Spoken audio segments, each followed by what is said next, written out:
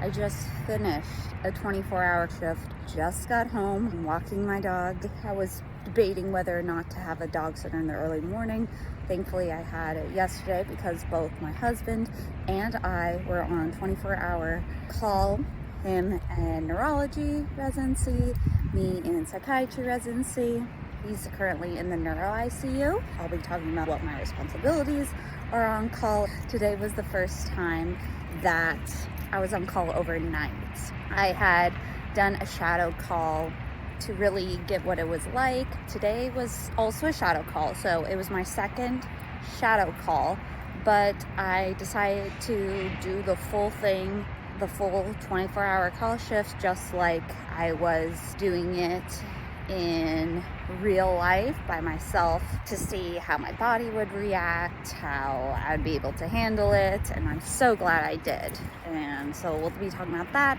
We also talking about some just really cool lessons I learned and thought processes I had in regards to taking care of these recruits, these active duty, these veterans, with some really exciting stuff that I'm very excited to talk to you all about. So starting off with what are on-call shifts. Now, every single residency program is different, but for my program, you continue doing whatever you were scheduled on. So I was on substance. So for example, I would do my substance use clinic from 8 a.m. to 4 p.m. And so at 4 p.m., that's when I take over. And so I take the pager from the consult team, and I am responsible as the on-call psychiatrist or psychiatrist on night call, they call it, for anyone who comes into the emergency room,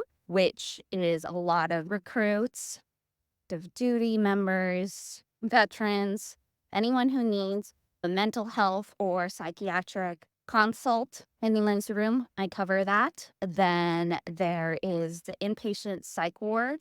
So if they need any medication, if something comes up that they need at night, I'll be responsible for that. And then anyone in the hospital, like on the general medical floors, ICUs, if there's a psych crisis, pretty much anywhere in the hospital, emergency room, inpatient ward.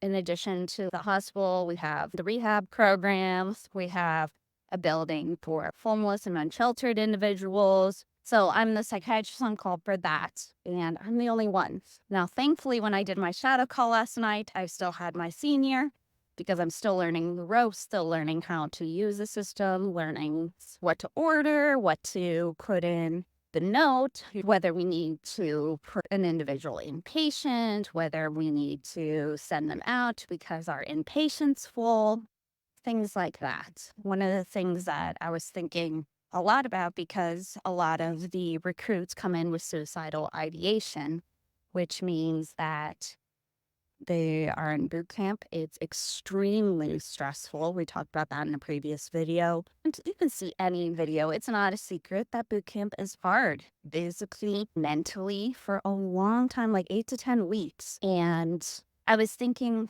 about, why are these individuals having suicidal ideation? Why is it so stressful that they would rather hurt themselves, kill themselves, or just not be here anymore? And that's where I started to think about just the natural stress response when someone is going through so much extreme stress. They don't have any control. In boot camp, you have to answer to your superiors. You don't have control over your schedule, what you wear, what you do, what you eat. Don't have control when you get to speak with your family. It's very rare. It's once every many weeks. And a lot of them are young. They're under 24 years old, so their brain is still developing. The problem with that is that they can be impulsive in this high stress environment. To stop the stress of boot camp, stop the stress of not being here anymore. It makes sense psychologically, even though it's horrible, because they're just so young. Anyone put in a situation where your body has so much stress, so much cortisol running in your system, and you feel like you have no power. I've written about this before of the natural phenomenon of wanting to not be a part of so much stress, want to stop it. And if it seems that the only solution is suicide, which I'm not condoning it, I'm just explaining why someone would go through this. I am very thankful that he put so much emphasis on sending these recruits and these individuals to the emergency room so we can evaluate them, so we can determine, do they actually want to harm themselves, or is this just a stress mechanism that we can help them push through? And this is something key that I was learning from my senior, is our main priority is safety. We're not responsible for whether they stay in the military or not. We're responsible for their safety. That's the key. That's what we care about. And communicating that to them is so important to help them feel safe, help them feel like someone cares about them, that what they're feeling is valid, and that want to help them.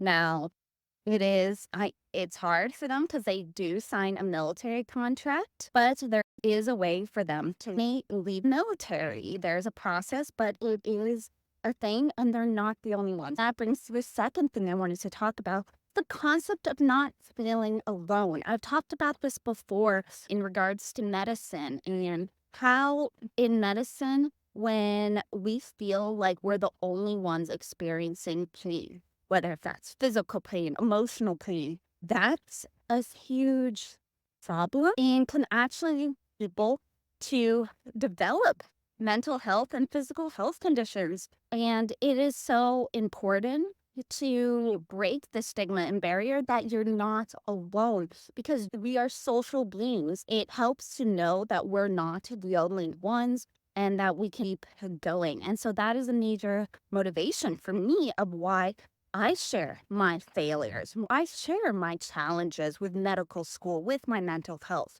with my physical health. It's to show that everyone is human. That's just a part of humanity. I was listening on the ride home to Gabor Mate, the book, The Myth of Normal, and he was talking about this. And so that's where everything really clicked together this morning. He says, Dr. Gabor Mate, he's a family medicine practitioner and I think psychiatrist in Canada, and he talks a lot about isolation. Feeling alone is a health and equity and crisis because it leads people to develop health conditions. There was a study that he was talking about where parents that grew up in isolation lost size of their telomeres, which is DNA emphasis for aging, and how important it is to support individuals, show they're not alone, show that you're not alone, show that it is okay if you struggle. It's okay if you have thoughts of worthlessness and helplessness and suicide ideation. It's okay because it's a normal response. But that being said, tell someone, text 988, call 988, and that's what we're here for, to help you through those emotions and help you be safe. That is the point of people in the hospital. That's the point of our job as psychiatrists, as therapists, as mental health professionals. We want to help you feel safe. It is not something bad about you. It doesn't say that you're not good enough. It doesn't say you're not worth it. It doesn't say you're not smart enough. It doesn't say anything about you as an individual.